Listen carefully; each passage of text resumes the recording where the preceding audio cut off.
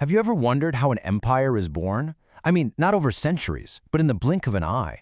This is the story of a small group of exiles who, in just 2 decades, went from being hunted refugees to the masters of Arabia. It's an incredible transformation that would set the stage for a world-changing empire.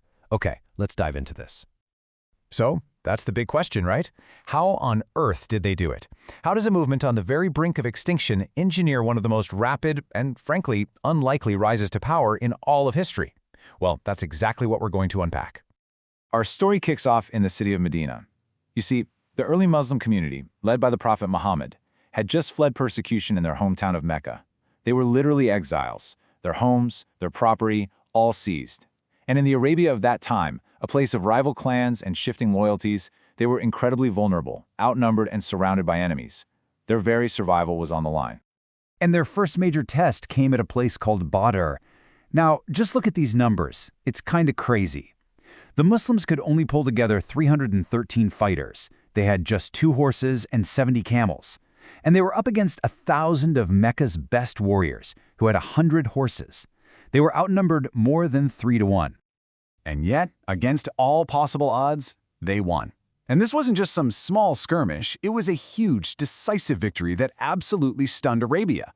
All of a sudden, this little community of refugees wasn't some fringe movement anymore. Nope, they were a force to be reckoned with. It was basically a masterclass in how a smaller, highly motivated force with a better strategy can totally defeat a larger, more conventional army. And this quote from a Western historian just nails the shift in thinking. Before this battle, the prophet was seen by many as a weak man, rejected by his own people. But after, he was viewed as a king and a military genius. The perception completely flipped, all because of that one single victory. But, victory brings its own set of problems. The Meccans were humiliated, they were furious, and they were coming back for revenge. This next phase of the story wouldn't just be about faith, but about learning a very, very hard lesson in discipline. So at the Battle of Uhud, the odds were even worse. We're talking 700 Muslims against a vengeful army of 3,000. And this time, the Meccan army had a brilliant young commander on their side named Khalid ibn al-Walid. And the battle started off great for the Muslims. They were on the verge of another incredible win. But then, a group of archers, thinking the fight was over, abandoned their strategic post. This was against direct orders.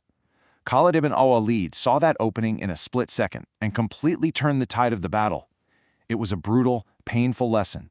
Victory depends on every single person following the plan.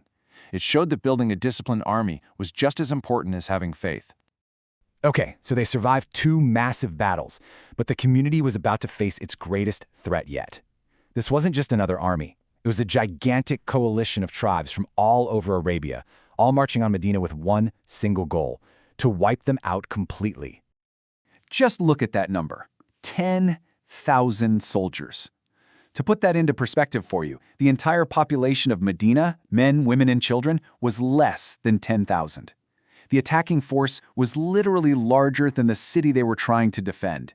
Survival seemed absolutely impossible. So what do? Well, instead of fighting a battle they knew they couldn't win, they rolled out this genius, multi-layered defense.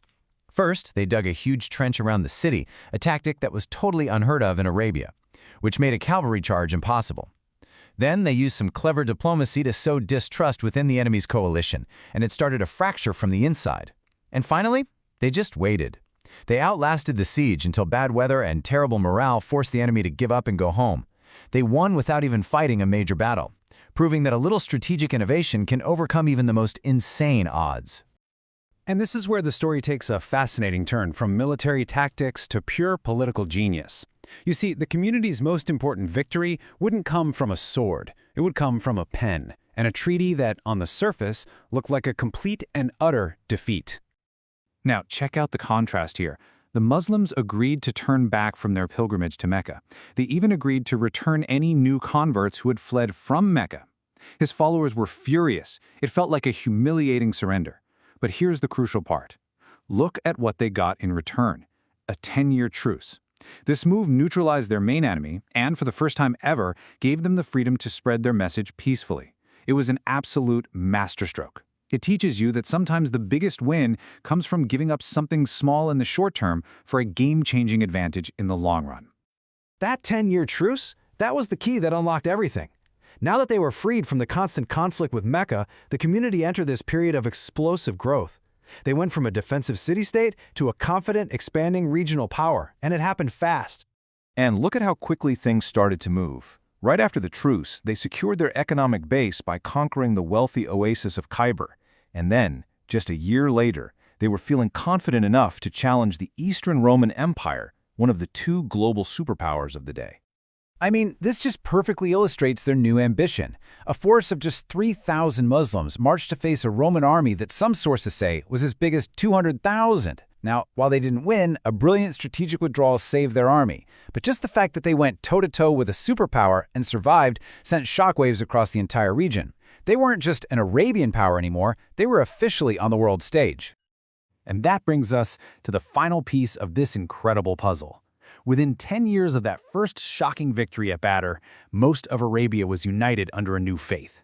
But just as the community reached its absolute peak, it faced its greatest crisis yet, one that threatened to undo everything they had built. The Prophet Muhammad died. The movement's founder, its leader, its central guide, was gone. And without him, the fragile unity of all those Arab tribes was in serious danger of shattering. The entire project could have just collapsed right then and there. Their solution was a new invention. After some intense debate, the community leaders came up with a new institution, the caliphate. The caliph, which means successor, wouldn't be a prophet. Instead, he would be a political and military leader whose whole job was to hold the community together and keep the mission going. So here's the crucial takeaway, and really this applies to any movement or organization. For an idea to outlive its founder, you have to embed it in a stable institution. The creation of the caliphate was the political masterstroke that did exactly that. It created a clear line of succession and a solid structure of governance. And that's what transformed a temporary spiritual movement into a lasting, durable state, an empire. So they went from vulnerable refugees to the architects of a whole new political order, uniting a divided land in under 2 decades. It's an incredible story, and it leaves us with one final fascinating question. With Arabia now a unified power under this new system of leadership, what would happen when this new caliphate turned its sights beyond its own borders? How would it change the world?